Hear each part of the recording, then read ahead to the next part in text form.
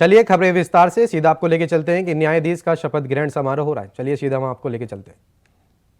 पंजाब एवं हरियाणा उच्च न्यायालय की न्यायाधिपति कुमारी ऋतु बाहरी को अपने पद के प्रभार संभालने की तिथि से उत्तराखंड उच्च न्यायालय की मुख्य न्यायाधिपति नियुक्त करती हूँ। भारत गणराज्य के 75वें वर्ष में आज सन 2024 ईस्वी के फरवरी मास के दूसरे दिन 13 माघ 1945 शक राष्ट्रपति भवन नई दिल्ली में दिया गया। By virtue of the power vested in me by Clause 1 of Article 217 of the Constitution of India, I, Draupadi Murmu, President of India, do hereby appoint Kumari Justice Ritu Bahari, Judge of the Punjab Haryana High Court, to be the Chief Justice of the Uttarakhand High Court with effect from the date she assumes charge of her office. Given at Rashtrapati Bhavan, New Delhi, the 2nd day of February in the year 2024, 13th Magh 1945 Shak, in the 75th year of the Republic of India. अब मैं महामहिम श्री राज्यपाल महोदय से न्यायमूर्ति ऋतु बाहरी महोदया को उत्तराखंड उच्च न्यायालय के मुख्य न्यायाधिपति के पद की शपथ दिलाने का अनुरोध करती हूँ।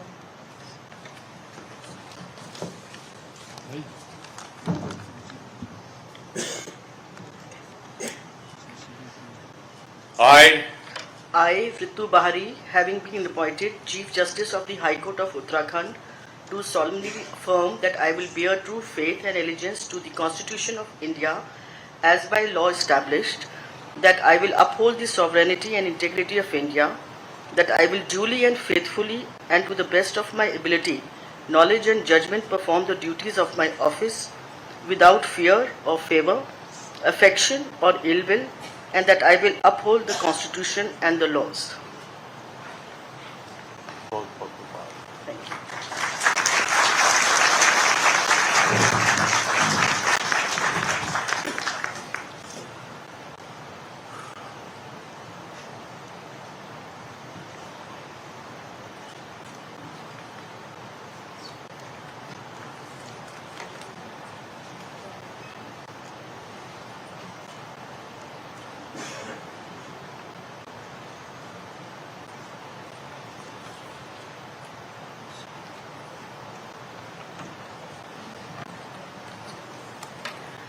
यदि महामहिम की आज्ञा हो तो इस समारोह की कार्यवाही समाप्त की जाए। महामहिम की आज्ञा से इस समारोह की कार्यवाही का समापन किया जाता है।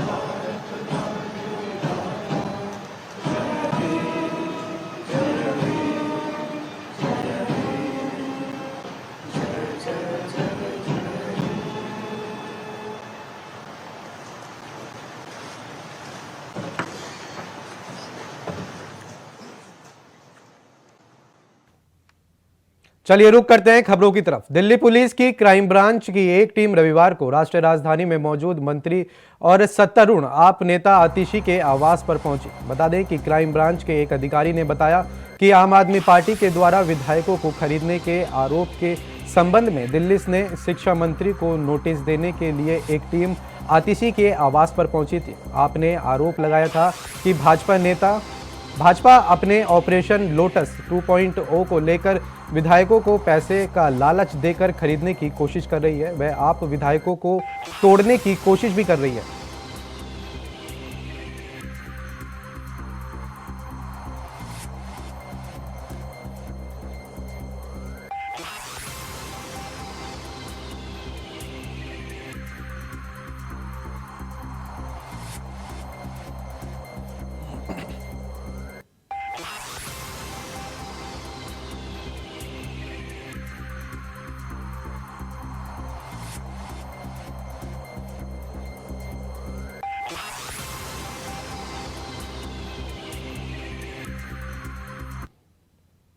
समाजवादी पार्टी के अध्यक्ष अखिलेश यादव आज मुरादाबाद के दौरे पर रहेंगे, जहां वे ठाकुराबादी विधायक नवाब जान के घर पर आयोजित शादी समारोह में शामिल होंगे, जिसके बाद सपा अध्यक्ष फिर से लखनऊ के लिए रवाना हो जाएंगे।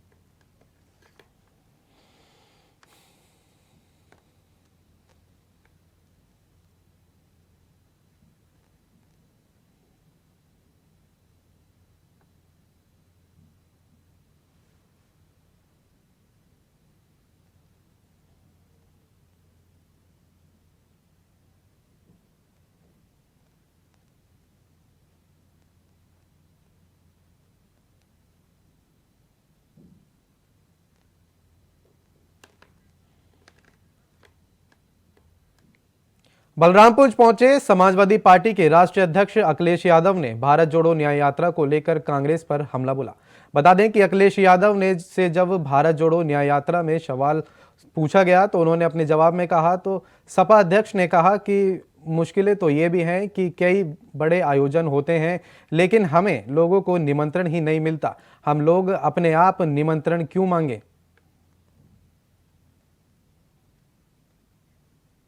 तो अपने मुश्किल तो ये है कि कई बड़े आयोजन होते हैं, बड़े कार्यक्रम होते हैं, हम लोगों को निमंत्रण ही नहीं मिलता। तो अपने आप क्या मांगे हम निमंत्रण। मंदिर में तो निमंत्रण मिला था आपको? अपने आप मांगने से मिला। जब आवाज उठाई हम लोगों ने कि बताओ हमारा घर गंगा जल से धोया, तब सुनने में आया कि उन्होंने कहा निमंत्रण दे दो, ठीक है। नहीं, मुश्किल तो ये है कि बहुजन समाज पार्टी के कार्यकारी अध्यक्ष आकाश आनंद ने अपने सोशल मीडिया अकाउंट एक्स पर एक पोस्ट किया। इस पोस्ट के जरिए आकाश आनंद ने काशीराम को भारत रत्न देने की मांग की। उन्होंने अपने पोस्ट में लिखा कि देश के करोड़ों दलित, शीशतों और अल्पसंख्यक समाज को राजनीतिक ताकत देने वाले सामाजिक परिवर्तन के महानायक मानवीर काशीराम साहिब को आतिशिक भारत रत्न से सम्मानित करें। आकाश आनंद ने केंद्र सरकार से मांग की है कि काशीराम को लेकर आकाश आनंद उनको भारत रत्न दिया जाए। तहसील महासचिव परिसर में आत्महत्या की कोशिश, प्रशासन पर सुनवाई न करने का आरोप, युवक ने अपने ही ऊपर छिड़का पेट्रोल और फिर लगा ली आग। बता दें कि पुलिस ने युवक को अस्पताल में भर्ती कराया। 3 महीने से प्रशासन के चक्कर काट रहा था युवक। प्रशासन पर सुनवाई न करने का आरोप लगाया है युवक ने। उसके बाद उसने अपने ही ऊपर पेट्रोल छिड़क लिया और उसके बाद आग लगा ली। प्रशासन पर सुनवाई न करने का आरोप लगा है।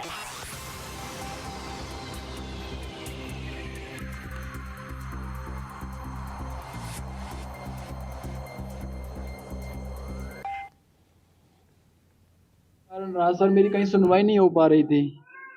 जो मेरे घर में के चक्रोट डाला है, घर तोड़कर बुलडोजर चला है, मेरे घर पर तोड़कर हरी फसल पर मिट्टी डालकर वो रास्ता बनाया गया जहाँ रास्ता नहीं है। तहसील से टीम आई हुई थी और पुलिस विभाग, टोटल पुलिस विभाग था जब डाला गया था। इसकी मैंने शिकायत एसडीएम लेडीज से करी, जो लेडीज थी उस समय। तो मैंने कि मैडम ऐसे ऐसे चक्रोट डाला गया और मेरी हरी फसल नष्ट कर दी गई है और मकान तोड़ा है मेरा। तो भाई रास्ते में मकान हरी फसल आएगी, वो नष्ट तो होगी, तुमने रास्ता रोका हुआ था। मैंने कि हमने रास्ता रोका है या नहीं रोका, इसकी जांच तो कराइए पहले।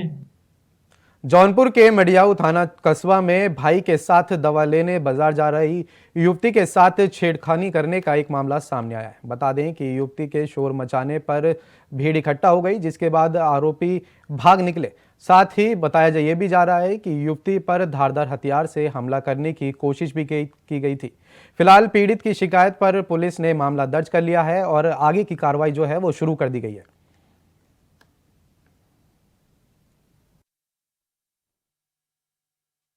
थाना मडियाहू में एक सूचना प्राप्त हुई थी कि एक महिला अपने भाई और बहन के साथ बाइक से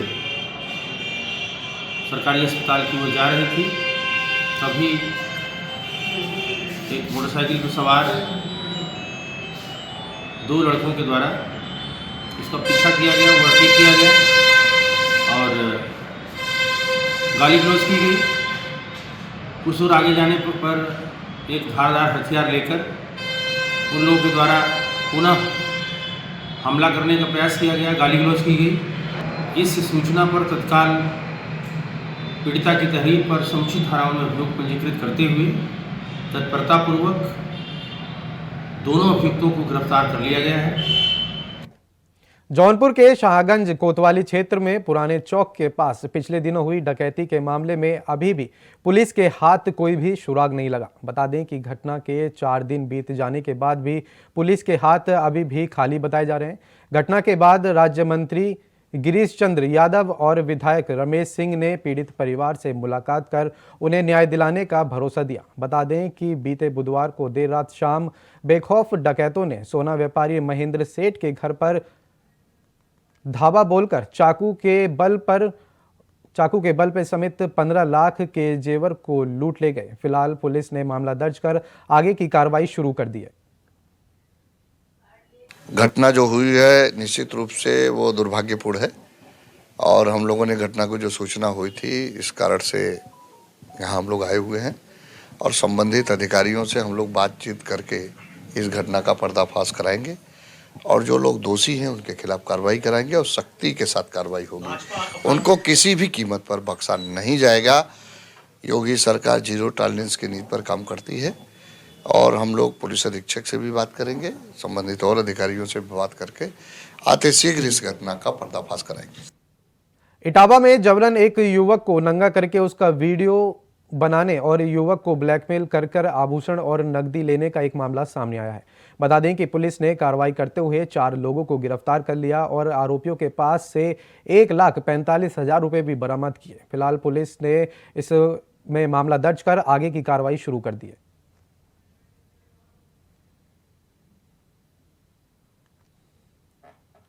यूपी में इंडिया गठबंधन में कहीं ईंट कहीं और रोड़े वाली हावत सच होती दिखाई दे रही है, जहां गठबंधन के सभी घटक दल अपना अपना राग बजाते हुए दिखाई दे रहे हैं। एक तरफ तो कांग्रेस बीएसपी से साफ इनकार के बाद भी मायावती से आस लगाए बैठी है, तो दूसरी तरफ सपा की ओर से कांग्रेस को सीटें तवज्जो पर भी नहीं दी जा रही। देखिए खास रिपोर्ट।